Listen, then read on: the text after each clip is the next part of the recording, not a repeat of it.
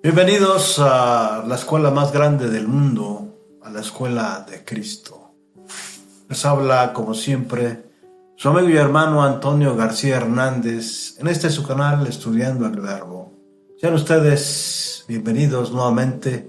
Queremos enviarles a cada uno de ustedes un abrazo fraternal y un saludo de parte de todo el equipo de Estudiando el Verbo.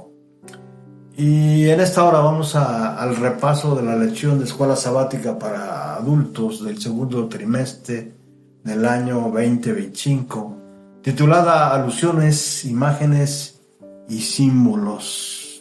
¿Cómo estudiar la profecía bíblica?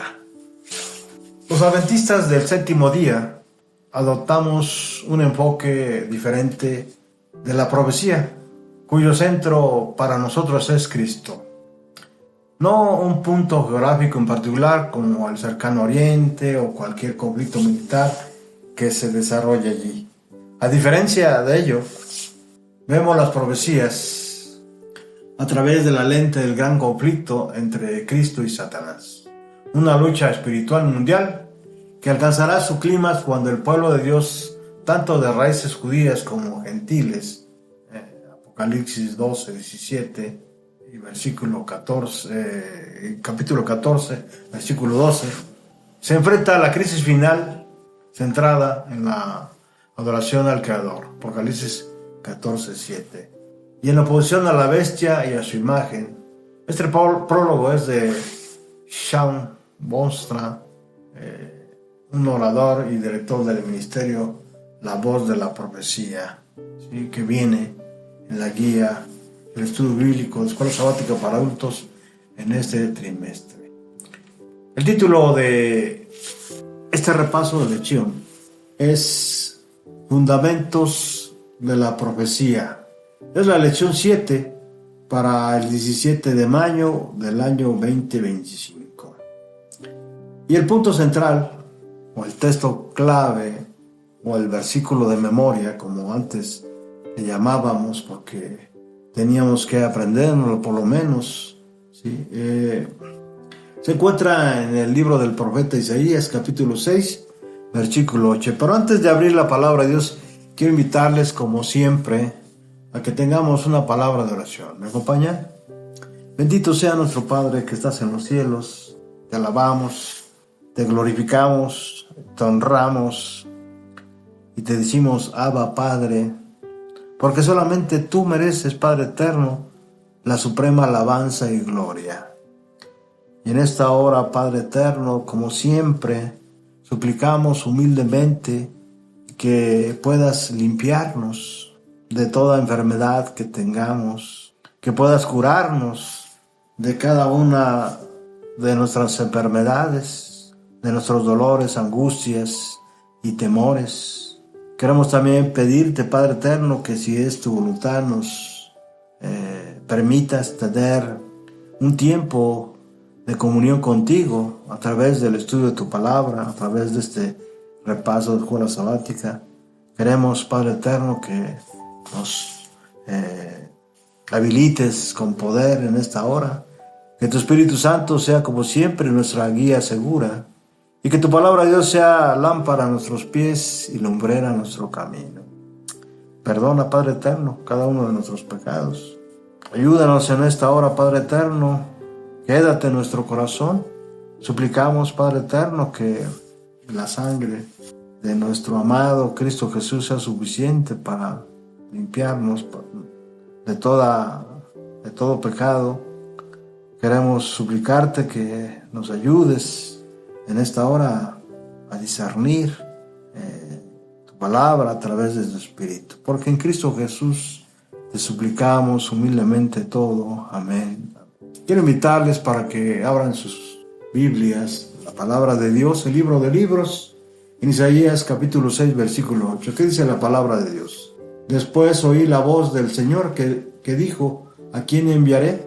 ¿Quién irá de nuestra parte? Entonces respondí, aquí estoy, envíame a mí.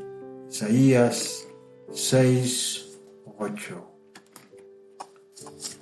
Qué interesante esta cita donde podemos encontrar varios puntos que son de interés para este estudio.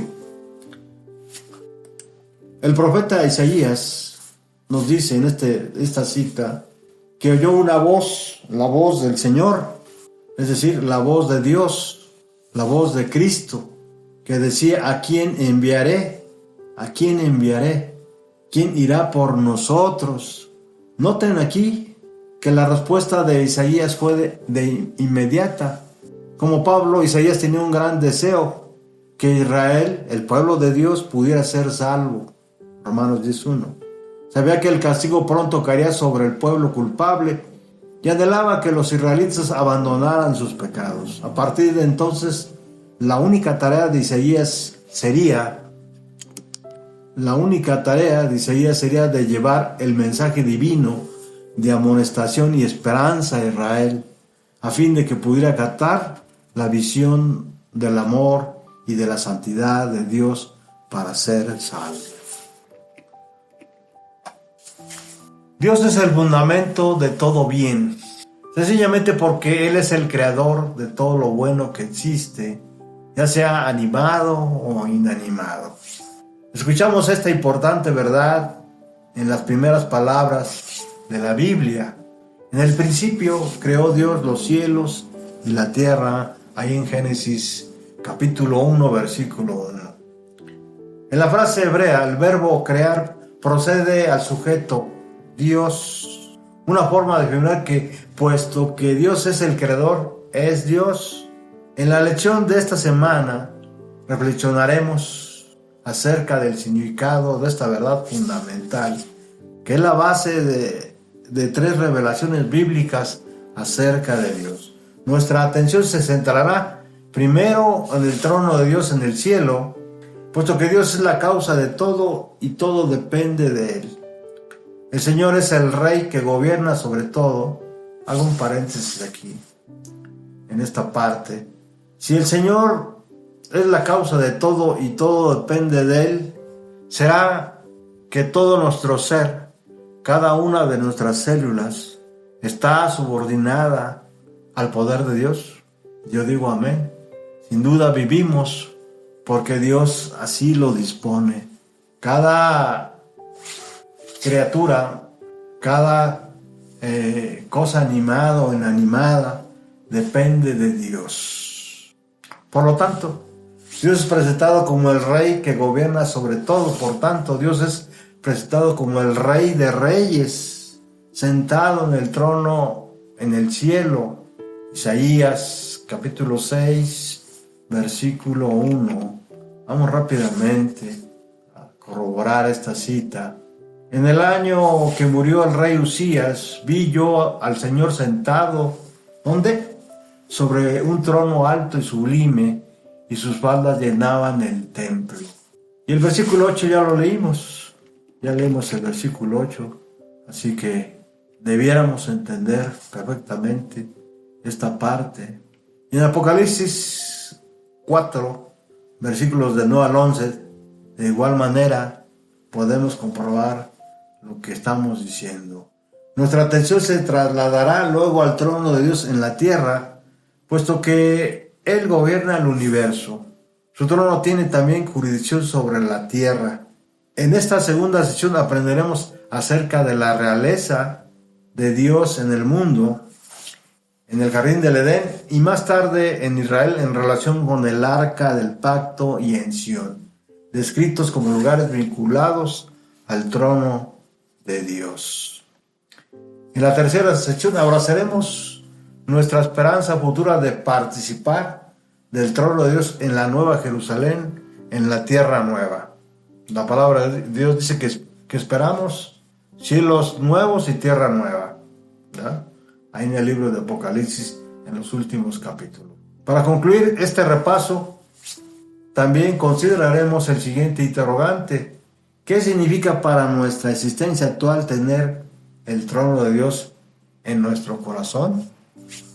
Vamos entonces al comentario de este repaso de lección para adultos de escuela sabática. La existencia del trono de Dios en el cielo es anterior a la creación de la tierra. Según Jeremías, este lugar existe desde el principio mismo de la creación del universo. Vamos a ver esta cita que se encuentra en Jeremías 17:12. Jeremías 17:12. Dice: trono de gloria, excelso desde el principio, es el lugar de nuestro santuario. Y Jeremías 14:21 dice: por amor de tu nombre no nos deseches ni deshonres tu glorioso trono. Acuérdate, no invalides tu pacto con nosotros. También dice ahí en Jeremías 14:21. Allí, en ese particular contexto celestial, tuvo lugar la primera rebelión de Lucifer y por lo tanto el origen del mal. Este testimonio es importante porque demuestra que el mal es un problema cósmico que afecta también a otros mundos, no solamente a la tierra. La única solución para el problema del mal es cósmica, por lo que debe implicar la destitución de Lucifer, según lo que nos dice Apocalipsis, capítulo 7, capítulo 20, versículos del 7 al 10. Isaías describe el trono de Dios como un lugar donde los seres celestiales sirven, alaban y adoran al Rey del universo. Por eso ahí en el versículo 1 ya lo leímos, del capítulo 6 del libro del profeta Isaías, dice: vi al Señor sentado sobre un trono alto y sublime. La situación del trono en el cielo es rica en ideas acerca de la realidad divina y enseñanzas que nos conciernen. La primera idea comunicada por la imagen del trono tiene que ver con la realeza. Como rey de la creación, Dios gobierna y controla todo el universo. Esta idea implica para nosotros la obediencia a sus leyes y la confianza en su poder y su liderazgo. Además, como la realeza está a menudo asociada en la Biblia con la función judicial, según Salmos 122, versículo 5, todas las criaturas, incluidas los seres humanos, deberían ver a Dios como su juez, lo que significa que Dios es quien ve y evalúa todas nuestras acciones, buenas y malas. Eclesiastés capítulo 12, versículo 14. Además vemos desde esta perspectiva que Dios es quien nos salvará del mal, ya que en la Biblia el juez actúa también como el Salvador. Jueces capítulo 3, versículo 9 y versículo 15, capítulo 6, versículo 36, capítulo 12, versículo 3. Al situar el trono de Dios en el cielo, la Biblia muestra que el juicio y la salvación no están en nuestras manos. Solo Dios juzga y solo Él nos salvará. El énfasis bíblico en el cielo como sede del trono de Dios pretende transmitir varios mensajes. Esta ubicación implica que Dios es distinto de su creación. No es el árbol ni el que está en el árbol. Dios no es un derivado de los seres humanos. Dios es el creador, ubicado infinitamente lejos de la tierra y por lo tanto inalcanzable para nosotros. Dios está en el cielo y tú sobre la tierra, por tanto, sean pocas tus palabras, dice Eclesiastés capítulo 5, versículo 2. Cualquier teología o descripción humana de Dios es inadecuada porque Dios trasciende nuestro pensamiento. Job capítulo 11, versículos del 7 al 12, y Job capítulo 36, versículo 26, Isaías capítulo 55, versículos 8 y 9. Cuando nos dirigimos a Dios en oración, nuestras palabras, incluso nuestro silencio, deben reflejar reverencia.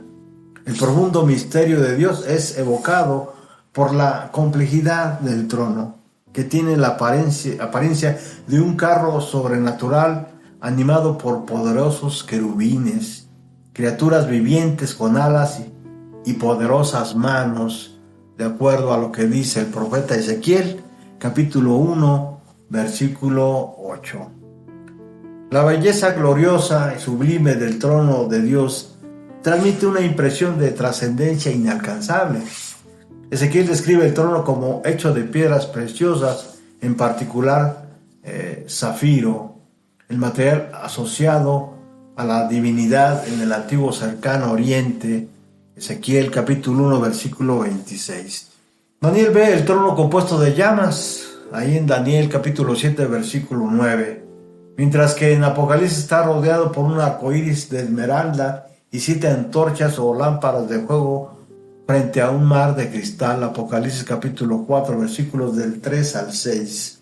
Solo cabe una respuesta humana ante este despliegue de belleza magnífica y perfecta: asombro combinado con humildad y una aguda percepción de nuestra miseria y condición pecaminosa al margen de Dios.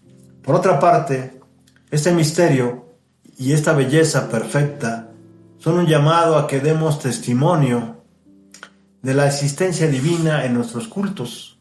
Damos fe de ella cuando indagamos reverentemente en la revelación dejada por Dios en su palabra y en su creación.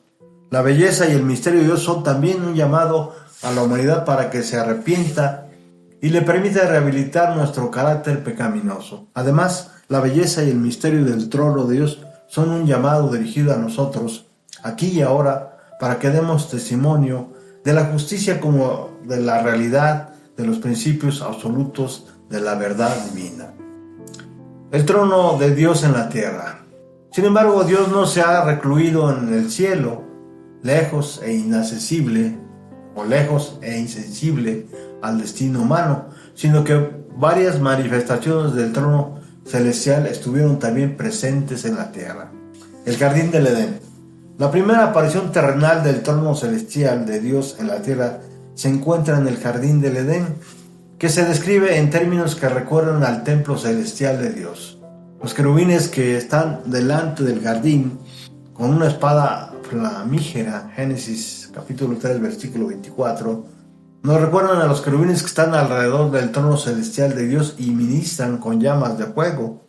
Salmo 104 versículo 4, comparado también con Daniel 7, 9 y Apocalipsis capítulo 4 versículos del 3 al 6. Los ríos que fluyen en el jardín del Edén, Génesis 2 versículos del 10 al 14, apuntan al agua de vida que es clara como un cristal y brota del trono de Dios. Apocalipsis capítulo 22 versículo 2. Las piedras preciosas también aparecen en ambos lugares, en el cielo y en la tierra. Génesis 2 versículo 12, comparado con Ezequiel 1:26. El arca del pacto.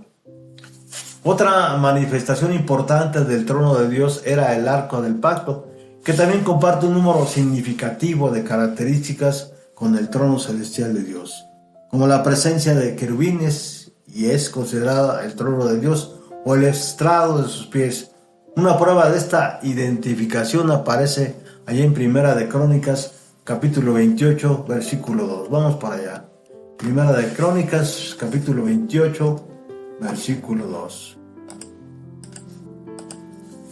Y levantándose el rey David puesto en pie dijo: oídme, hermanos míos y pueblo mío, yo tenía un propósito de edificar una casa en el cual reposara el arca del pacto de Jehová para el estrado de los pies de nuestro Dios, y había ya preparado todo para edificar. Con esas palabras, David deseaba que su pueblo entendiera que reconocía a todos los israelitas como sus consanguíneos, que toda la nación era una gran familia de la cual David se consideraba la cabeza. David decía que tenía un propósito. La gran ambición de David había sido de construir el templo como morada permanente del arca del Señor. La idea de adorar ante el estrado de Dios se expresa también ahí en Salmos 99:5 y Salmos capítulo 132 y versículo 7. David ya tenía o había comenzado los preparativos preliminares antes de que se anunciara la prohibición de que él no podía construir el templo o el santuario de Dios. ¿Verdad? Entonces, en relación al arca del pacto, donde es utilizada con el estrado de los pies de nuestro Dios, aparece entonces en 1 de Crónicas 28:2. Ese era el lugar, al igual que en el caso de los demás tronos, donde tenía lugar el juicio. El estrado también es vinculado en 2 de Crónicas capítulo 9, versículo 18, como situado al pie del trono de Salomón en armonía con la antigua costumbre del cercano oriente de disponer el escabel o estrado a los pies de las deidades en sus respectivos templos. Ver Salmos 99, versículo 5 y Salmos capítulo 132, versículo 7 y Lamentaciones capítulo 2, versículo 1. Lo que implica que Dios estaba en un plano superior. El monte de Sión. Cuando Israel se estableció en la tierra prometida, colocó el arca del pacto en el templo de Jerusalén, en el monte Sión. El nombre de Sión fue utilizado entonces como sinónimo del lugar del trono de Dios, la sede del juicio. Salmos capítulo 9, versículo 4, Isaías capítulo 16, versículo 5. Todas las nociones precedentes relativas al trono de Dios se trasladan pues a Sión, donde Dios habita y juzga a las naciones. Salmos capítulo 9, versículos del 11 al 15. Esa línea de pensamiento continuará en el Nuevo Testamento, donde Cristo y sus apóstoles se sentarán en tronos para juzgar al mundo. Mateo capítulo 19, versículo 28. Sión es la designación de la nueva Jerusalén celestial, donde finalmente será en realidad la paz, el amor y la vida eterna como cumplimiento de la esperanza bíblica. Apocalipsis capítulo 21, versículos del 1 al 4. Somos el templo de Dios. En última instancia, Dios habita entre su pueblo. El verbo hebreo shakan, habitar, se utiliza para describir la morada de Dios entre su pueblo en el santuario. Éxodo capítulo 25, versículos del 8 al 9. Esta idea de la morada de Dios era tan poderosa que dio lugar a la palabra Mishkan, que significa tabernáculo, el lugar mismo donde Dios moraría. El verbo también se refiere a la nube que habitaba o descansaba, shakan, sobre el tabernáculo, ahí en Éxodo 40, versículo 35. En el Nuevo Testamento esta noción se extiende a la persona cristiana, incluido el cuerpo. Por eso el apóstol Pablo, miren lo que dice: ¿no saben que su cuerpo es templo del Espíritu Santo, que está en ustedes, que tienen de Dios y que no son sus propios dueños? Ahí en 1 Corintios capítulo 6, versículo 19. Por tanto, dice el apóstol Pablo, una vez que pronunció estas palabras anteriores: glorifiquen a Dios en su cuerpo y en su espíritu, las cuales son de Dios. Ahí en 1 Corintios capítulo 6, versículo 20.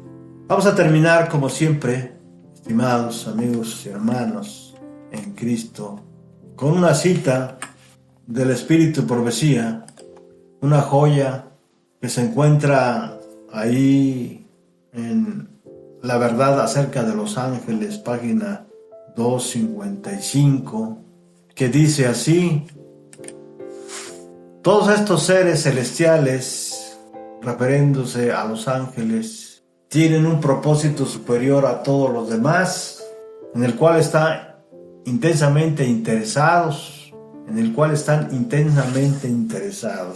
La iglesia de Cristo, en un mundo de corrupción, ¿verdad? Están interesados todos los ángeles en la iglesia de Cristo, en un mundo de corrupción, dice ella. Están trabajando para Cristo, bajo su mandato, para salvar hasta lo sumo a todos los que dependen de Él y creen en Él.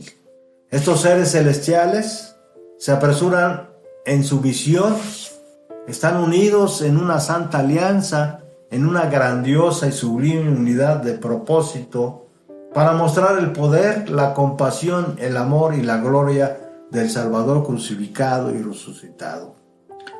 Estos ejércitos del cielo refiriéndose a los ángeles y su ministerio. Por eso esta obra de Elena G. de White dice: la verdad acerca de los ángeles. Dice: estos ejércitos del cielo ilustran con su servicio lo que debieran ser la iglesia de Dios.